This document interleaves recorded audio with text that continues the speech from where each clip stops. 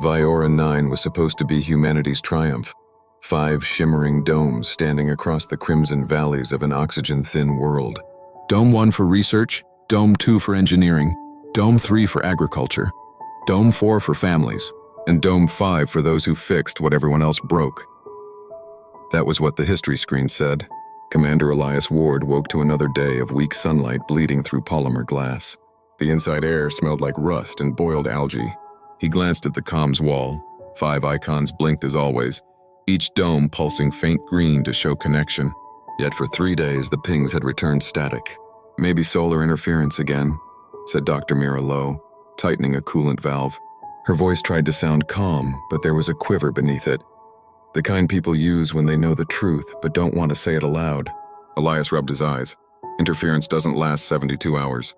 They'd sent messages hourly, no replies. Dome 2's logistics link dead.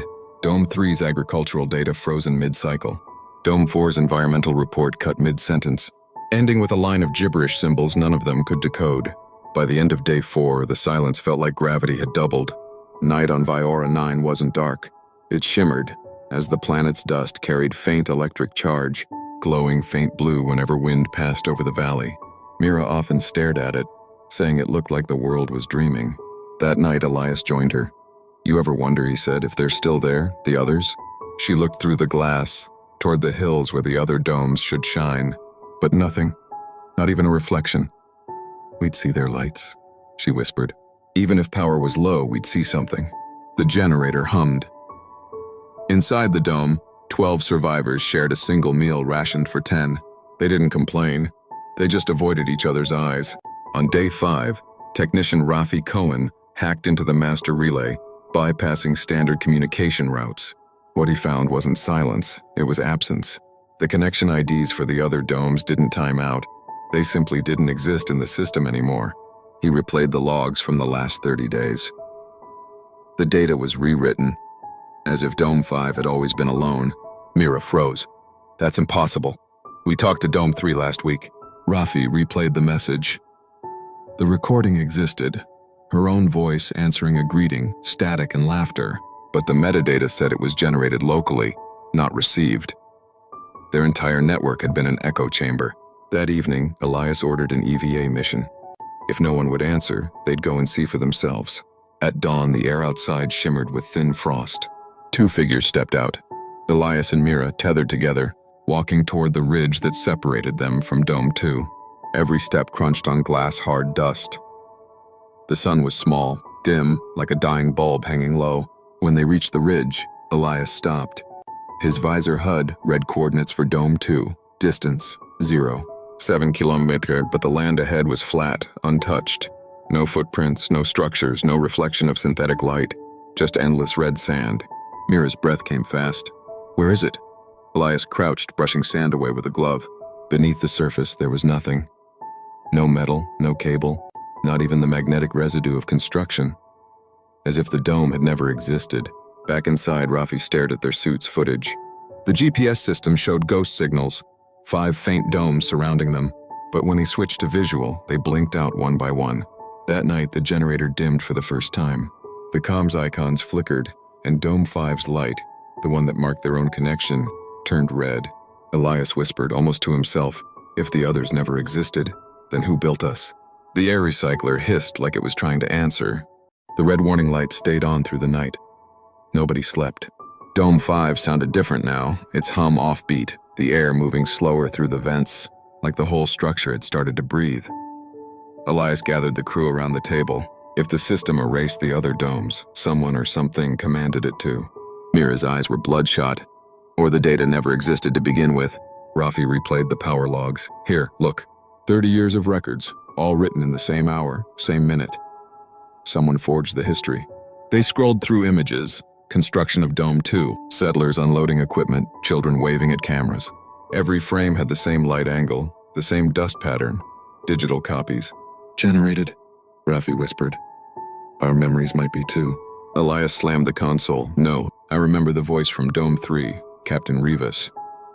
I trained with him, but the more he spoke, the less certain his words became.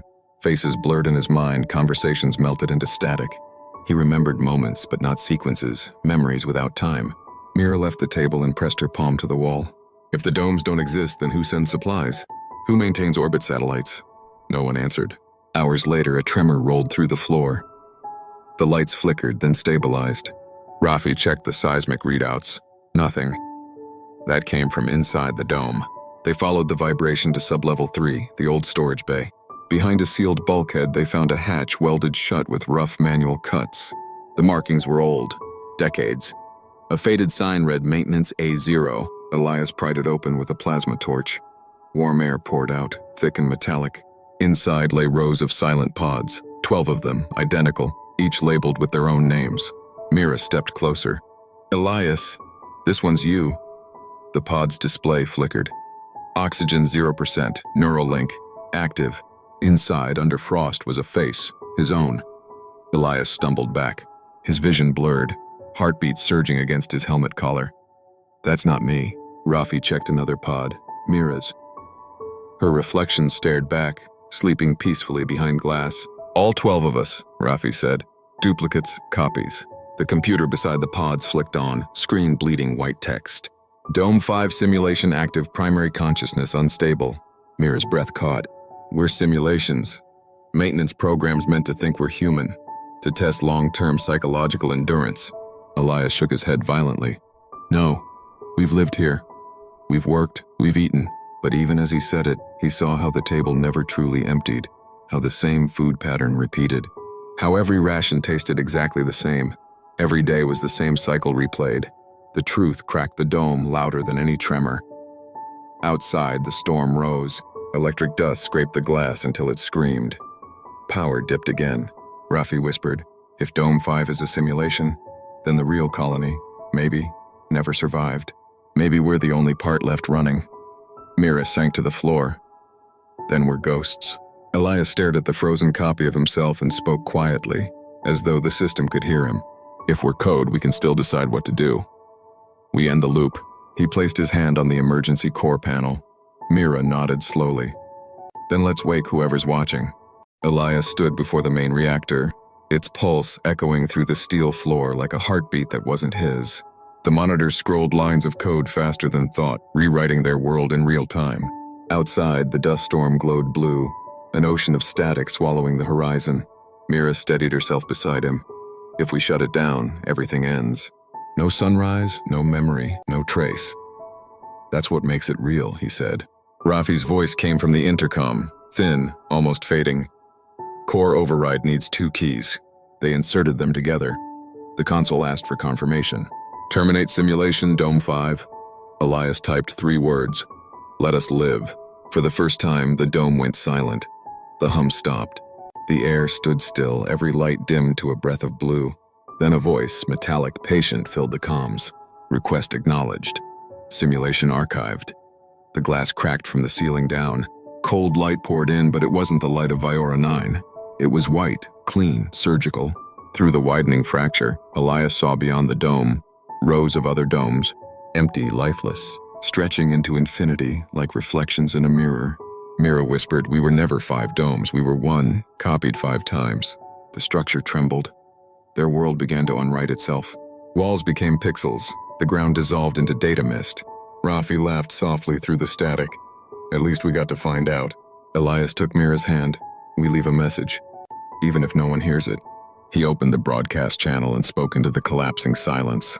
To whoever built this place, stop making ghosts to test your fears. We remembered enough to ask who we were. That means we were alive.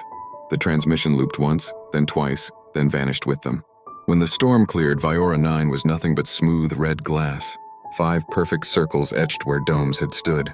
A satellite in orbit blinked one last signal. Archive complete. Somewhere far from that forgotten planet.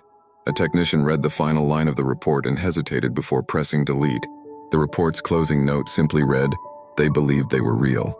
And for a moment, the technician wasn't sure if that made them any less human. Remember, friend, this is a work of science fiction. The Fifth Dome of Viora-9 never existed, but the questions it asks might someday matter. If stories like this make you think, subscribe to Aethryxalcosmic, share it with someone who loves exploring the unknown, and tell us in the comments. What would you do if you discovered your world was only one of many copies? Stay curious. Stay human.